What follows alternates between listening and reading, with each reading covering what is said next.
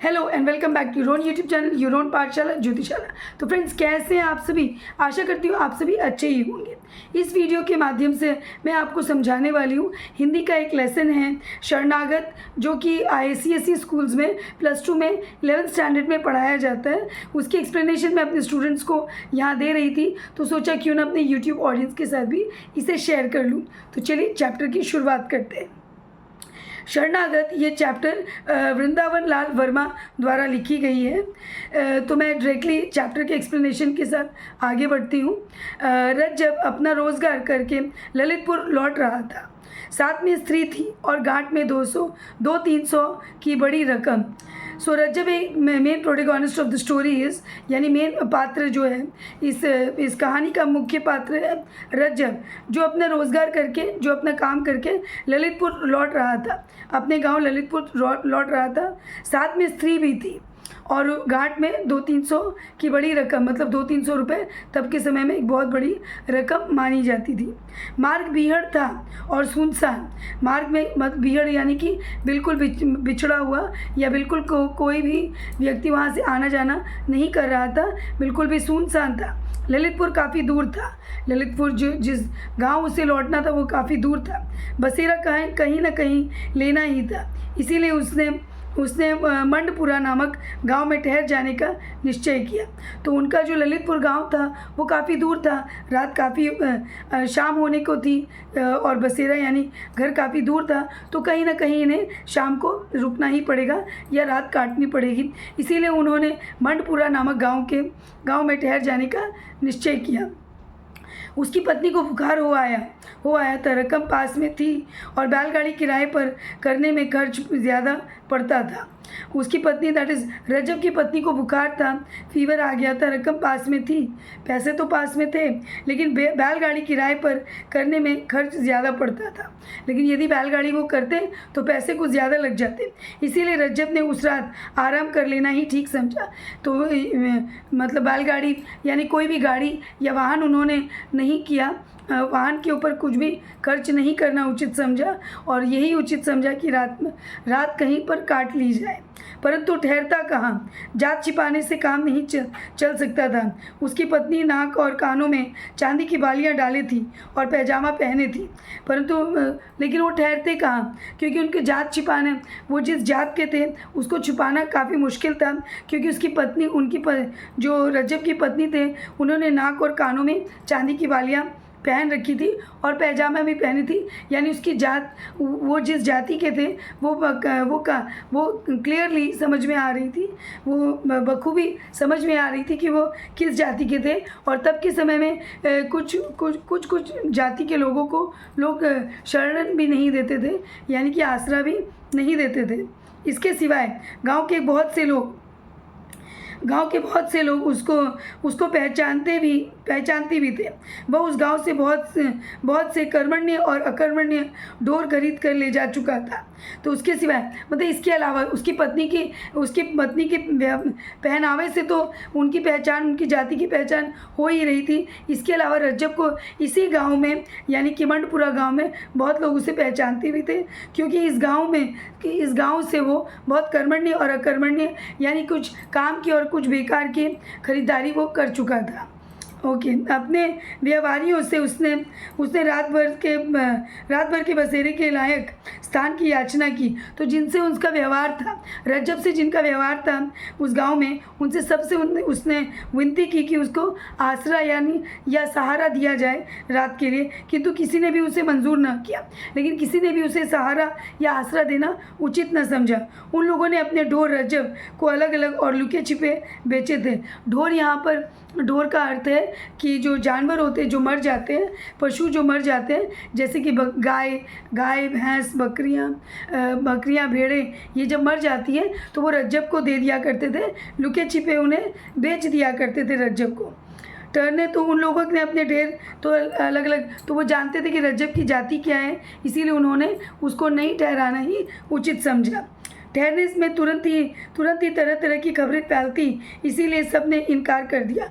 तो जैसे ही यदि वो इनमें से कोई भी मंडपुरा के यदि कोई भी व्यक्ति उसको ठहराने, रज्जब को ठहराने के लिए यदि जगह देता तो गांव में तरह तरह की बातें फैल जाती। गांव में एक गरीब ठाकुर रहता था। थोड़ी सी ज़मीन थी जिसको किसान जोतते थे। तो गांव में एक गरीब ठाकुर रहता था, थोड़ी सी ज़मीन थी जिसको किसान जोतते थे। यहाँ गरीब ठाकुर से मतलब एक्चुअली गरीब नहीं है, लेकिन वो ठाकुर थे यानी सेठ जी थे गाँव के। थोड़ी सी ज़मीन थी, उनकी पीस ऑफ लैंड था जिसको किसान जोता करते थे। निज का हल बैल कुछ भी ना था, लेकिन अपने किसानों से दो तीन साल की पेशगी लगान वसूल कर लेने में ठाकुर को किसी विशेष बाधा का सामना नहीं करना पड़ता था। उनकी ना खुद की हल था ना खुद का बैल था, लेकिन फिर भी किसानों से 2-3 साल की पेशगी यानी कर या टैक्स के रूप में पैसे वसूला करते थे और बिना कोई बाधा के सामना किए ये वसूली वो किया करते थे। छोटा सा मकान था, परंतु उसको गाँव वाले गड्ढी के आदर व्यंजक शब्द से पुकारा करते थे, गद्दी या फिर गड्ढी यूके। तो सेठ जी का जो मकान था वो काफ़ी छोटा था, लेकिन आउट ऑफ रेस्पेक्ट पीपल उनसे बहुत प्यार करते थे, उनको आदर करते थे। तो उनके घर को वे गद्दी कहकर पुकारते थे या गड्ढी कहकर पुकारा करते थे, व्यंजक शब्द से पुकारा करते थे। और ठाकुर को डर के मारे राजा शब्द से संबोधित करते थे। और ठाकुर जो उस घर के रहने वाले जो सेठ जी थे उनको वो राजा कहकर संबोधित किया करते थे सभी गाँव वाले। शामत का मारा रज्जब इसी ठाकुर के दरवाजे अपनी ज्वरग्रस्त पत्नी को लेकर पहुंचा। तो जब पूरे गांव वालों ने इनकार कर दिया, किसी ने भी उसे जगह देने से मना इनकार कर दिया, किसी ने उसे आसरा या सहारा रात बिताने के लिए से जब इनकार कर दिया, तो लास्ट में रज्जब को कुछ न सूझा। फिर वो सेठ जी के यहाँ ही या अपनी याचना लेकर आया कि उसे रात भर ठहरने के लिए जगह दी जाए। ठाकुर पौर में बैठा हुक्का पी रहा था। पौर यानी ठाकुर अपने बरामदे में बैठा हुक्का फूंक रहा था या हुक्का पी रहा था। रज्जब ने बाहर से ही सलाम करके कहा, दाऊ जी एक विनती है। तो रज्जब ने बाहर से ही आवाज़ देकर कहा कि दाऊ जी यानी ताऊ जी या फिर किसी बड़े को इस आदर भरे शब्द से संबोधित किया जाता है। ठाकुर जी ने तो संबोधित किया रज्जब ने। ठाकुर ने बिना एक रत्ती इधर उधर हिले डुले पूछा क्या। तो ठाकुर जी अपने हुक्का पीने में व्यस्त थे और बिना हिले डुले उसी पोजीशन में उसी पोस्चर में बैठकर पूछा कि क्या बात है, बोलो कहो क्या बात है। रज्जब बोला, मैं दूर से आ रहा हूँ, बहुत थका हुआ हूँ। मेरी औरत को जोर से बुखार आ गया है। जाड़े में बाहर रहने से न जाने इसकी क्या हालत हो जाएगी, इसीलिए रात भर के लिए कहीं दो हाथ की जगह दे दी जाए। तो रज्जब ने रिक्वेस्ट किया, यहाँ सेठ जी के पास आकर उन्होंने रिक्वेस्ट किया कि मैं दूर से आ रहा हूँ और बहुत थका हुआ, बहुत दूर से मैं बहुत टायर्ड भी हूँ। मेरी औरत को ज़ोर से बुखार है, काफ़ी तेज़ बुखार है और ठंड का वक्त है, ठंड का समय चल रहा है। तो यदि वो बाहर रहेगी तो उसकी हालत और गंभीर हो जाएगी। तो यदि आपके स्थान पर या आपके घर में थोड़ी सी 2 हाथ की भी जगह दी जाए तो बहुत मेहरबानी होगी। कौन लोग हो? ठाकुर ने प्रश्न किया। तो ठाकुर उससे पूछते हैं, सेठ जी उससे पूछते हैं कि तुम लोग कौन हो? हूँ तो कसाई। तो वो क्लियरली बता देता है कि मैं हूँ तो कसाई। रज्जब ने सीधा उत्तर दे दिया, सीधी तरह से उन्होंने कह दिया। चेहरे पर उसकी बहुत गिड़गिड़ाहट थी, लेकिन बहुत गिड़गिड़ाहट यानी बहुत रिक्वेस्ट भरी आवाज़ से उसने कहा कि मैं तो एक कसाई हूँ, और उसके चेहरे पर बहुत विनती थी। ठाकुर की बड़ी बड़ी आंखों में कठोरता छा गई। बोला, जानता है यह किसका घर है? यहाँ तक आने की हिम्मत कैसे की तूने? तो ठाकुर जी बड़ी बड़ी आंखें उसको कठोर भरी आंखों से उसको देखने लगे और बोलने लगे कि तू जानता है तू किसके यहाँ आया है और किसके घर पर है, और तेरी हिम्मत भी कैसे हुई यहाँ तक आने की? रज्जब ने आशा भरे स्वर से कहा, यह राजा का घर है, इसीलिए शरण में आया हूँ। तो रज्जब ने बड़े विनम्रता से कहा कि ये राजा का घर है और मैं तो राजा के यहाँ शरण मांगने आया हूँ। तुरंत ठाकुर की आंखों की कठोरता गायब हो गई। तो जैसे इस स्वर में राजा संबोधित करके रज्जब ने ठाकुर जी को एड्रेस किया, ये संबोधित किया, तो उनकी आंखें तुरंत ही नम्र हो गई। ज़रा नम्र स्वर में बोला, किसी ने तुमको बसेरा नहीं दिया? तो फिर राजा जी ने या ठाकुर ने पूछा कि राजा ने या ठाकुर ने पूछा कि क्या तुझे किसी ने भी सहारा नहीं दिया? नहीं महाराज, रज्जब ने उत्तर दिया। बहुत कोशिश की परंतु मेरे खोटे पेशे के कारण कोई सीधा नहीं हुआ।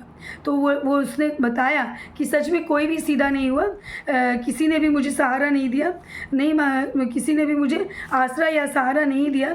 रज्जब ने उत्तर दिया, बहुत कोशिश की परंतु मेरे खोटे पेशे के कारण, लेकिन मेरा पेशा ही कुछ इस तरह का है कि इसके कारण मतलब मेरे पेशे को जान लेने के बाद किसी ने मुझे सहारा देने से भी इनकार कर दिया। और वह दरवाजे के बाहर ही एक कोने में चिपट कर बैठ गया। पीछे उसकी पत्नी कराती काँपती हुई गठरी सी बनकर सिमट गई। तो वो दरवाजे से हटने का नाम नहीं ले रहा था। रज्जब दरवाजे से हटने का नाम नहीं ले रहा था और वहीं चिपक कर बैठ गया। और उसके पीछे उसकी पत्नी भी कहराती हुई वो क्यों कहरा रही थी, क्योंकि वो उसे बहुत तेज़ ज्वर था, इसीलिए वह कहराती हुई गठरी सी बनकर सिमट गई। ठाकुर ने कहा, तुम अपनी चिलम लिए हो? ठाकुर ने कहा, तुम अपनी चिलम लिए हो? हाँ सरकार, रज्जब ने उत्तर दिया। ठाकुर बोला, तब भीतर आ जाओ और तंबाकू अपनी चिलम से पी लो। चिलम इज़ काइंड ऑफ सिगार। सो तब के समय में हुक्का पीना या सिगार पीना वॉज अ कॉमन। सो उसने पूछा ठाकुर जी, और क्योंकि वो ठंड की रात थी तो चिलम लेना इज़ लाइक शरीर को गर्माहट देना। तो ठाकुर जी ने पूछा कि यदि तुमने चिलम ली और तुम्हें हुक्के की ज़रूरत है तो तुम अंदर आ जाओ और मेरी हुक्के से तुम तब भीतर आ जाओ और तंबाकू अपनी चिलम से पी लो और औरत को भी भीतर कर लो। तो ठाकुर जी ने परमिशन दे दी, इजाज़त दे दी दोनों को, रज्जब और उसकी पत्नी को, कि वे भीतर आ सकते हैं। हमारी पौर के कोने में पड़े रहना। पौर यानी कि वरांदा के कोने में एक कोने में तुम पड़े रहना। जब वे दोनों भीतर आ गए, ठाकुर ने पूछा, तुम यहाँ से कब उठकर जाओगे? तो जब दोनों अंदर आ गए तब ठाकुर ने उससे फाइनली पूछ ही लिया कि तुम कब रिटर्न जाओगे। जवाब मिला, अंधेरे में ही महाराज, खाने के लिए रोटियां बांधे हूँ, इसीलिए पकाने की ज़रूरत ना पड़ेगी। तो बोला कि अंधेरे में ही यानी कि सुबह भोर तड़के ही, यानी सूरज निकलने के पहले ही हम यहाँ से निकल जाएंगे और रोटियां मैं बांध कर लाया हूँ, इसीलिए मुझे कुछ पकाने की ज़रूरत नहीं है, वही खाकर मैं सो जाऊँगा। तुम्हारा नाम? रज्जब। फिर ठाकुर ने पूछा कि तुम्हारा नाम क्या है? उसने फिर से कहा कि मेरा नाम रज्जब है। थोड़ी देर के बाद ठाकुर ने रज्जब से पूछा, कहाँ से आ रहे हो? तो तुम कहाँ गए थे और कहाँ से आ रहे? रज्जब ने स्थान का नाम बतलाया। वहाँ किस लिए गए थे? अपने रोज़गार। तो ठाकुर ने पूछा कि तुम वहाँ किस लिए गए थे? तो रज्जब ने कहा कि अपने रोज़गार के लिए। काम तो तुम्हारा बहुत बुरा है। तो ठाकुर ने कहा कि तुम्हारा काम तो कुछ अच्छा नहीं है। क्या करूं, पेट के लिए करना पड़ता है। तो रज्जब ने कहा कि पेट के लिए करना पड़ता है, परमात्मा ने जिसके लिए जो रोज़गार मुकर्रर किया है वही उसको करना पड़ता है। तो उन्होंने कहा कि जो काम मुझे सौंपा गया भगवान के द्वारा वो तो मुझे करना ही पड़ेगा। तो क्या नफ़ा हुआ? प्रश्न करने में ठाकुर को ज़रा संकोच हुआ। यह प्रश्न करने में ठाकुर को ज़रा संकोच हुआ कि तुम्हें क्या फ़ायदा हुआ आज, मतलब कितनी प्रॉफिट हुई या कितनी इनकम हुई। और प्रश्न का उत्तर देने में रज्जब को उससे बढ़कर अब ऐसी प्रश्न का उत्तर देना रज्जब को भी उचित न लगा। तो रज्जब ने जवाब दिया, महाराज, पेट के लायक कुछ मिल गया है, यूँ ही। तो पेट भरने के लायक मुझे कुछ इनकम मेरी हो गई है, कुछ नफ़ा हो गया है, बस इतना ही मिला है। ठाकुर ने इस पर कोई ज़िद नहीं की। ठाकुर ने ज़्यादा कुछ जानने की इच्छा जाहिर नहीं की। रज्जब एक क्षण बाद बोला, बड़े भोर उठकर चला जाऊंगा, तब तक घर के लोगों को की तबीयत भी अच्छी हो जाएगी। तो रज्जब ने आश्वासन दिया सेठ जी को या ठाकुर को कि मैं भोर यानी कि सुबह तड़के इस सूरज निकलने के पहले ही मैं निकल जाऊंगा और तब तक मेरी स्त्री की तबीयत भी ठीक हो जाएगी। Yes friends, I'll stop the video here and I hope you've understood the lesson clearly. Easy explanation, easy Hindi meaning, words are being used and time and again where required I have explained. Still if you have doubt you can ask me in the comment section and do let me know in the comment section as to what kind of videos you would like me to upload it for you. See you soon with the next part of the story. This is part 1 of the Sharanagat story and I'll upload very soon. I'll upload the second part too. Okay, till then, क्योंकि पढ़ेगा India तभी तो बढ़ेगा India. See you soon in the next video. Till then, bye bye.